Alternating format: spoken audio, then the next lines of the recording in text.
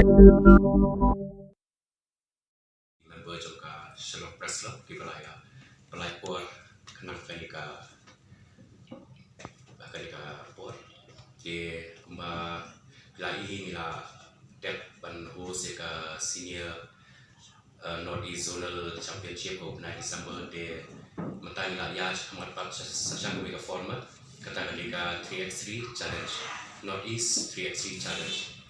kanika sport su kanika format ka juga basketball kani kemudian kala approve taka FIBA taka BFI Basketball Federation of India buat kaju ka por kala ka Olympic sports mentakin kasian ke Bangkok bagi introduce kanika format ka Tokyo Olympics ke Barcelona hapo Japan di hakabe di kanika 6th edition baka touchline kala host ya kanika format Andrews nem di nakalian ke MBA ng siya di ka support haka liang jongki technical aspects di nrementa kasian nila ni Shamba kani tournament ni haban recognized fully daga MBA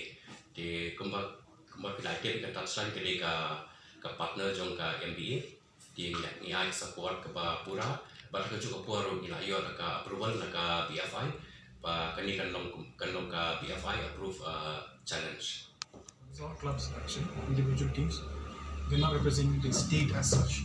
But we have representation from Assam, Manipur, Mizoram, and Nagaland as well. So Nagaland is actually sending across 2 girls teams. So those 2 girls teams would be their first time actually participating in a tournament outside the state of Nagaland. So, and that is a program that we were lucky enough through the MBA that we initiated last year along with Shillong Labet, where we had gone for an exhibition tournament match. And what we did there was that actually we encouraged a lot of the younger kids to look beyond their own borders. So these 8 girls are coming down. So this will be their first trip to Shillong and their first professional or semi-professional experience in terms of basketball.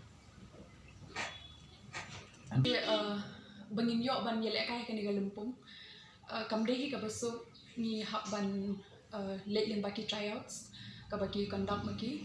te hakani ka tryouts ru ni hak ban perform bon ki benta mo ni hak ban long ki ba fit ba ni hak ban long ki ba biang ha barok ki liang ha ka game aspect jeni ka IQ level jeni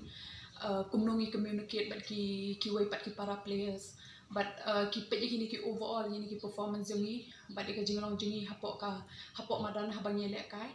but ngin sa shajit kum ba is Donald ila mention belong general secretary ila mention ba kani gade ka sin ka bani kom ha ka ba na ka state jeni ni la yo ban represent ha kali ka ba he tam ni hapo India ka belong ka 3BL league te nga smoke men shibun bangan yo ya kani ka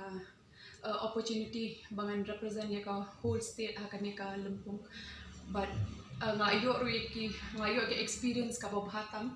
but ngakerman ba ha kani ka 3x3 ka banong ha ka khatnai but aku tarik nganyo ban shelam ya ka knowledge ka bang ayo shathe but ki para players baro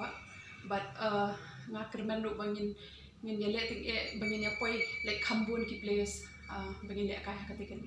ba layo ban le kai ka san 3x3 BL badang long mentaro po Chandigarh di kani sian ke Bandung kong ba iplia naka state jongi hakalian ke basketball ban yomi kani kan san kani ka top professional league apo India mata di ni so ida ke jing so sarong ka nakalian katum ka association di ngatharai I yairiru insa share yaki experience ni kumno ka kalong kaman ka jing legend isti e chang ni kete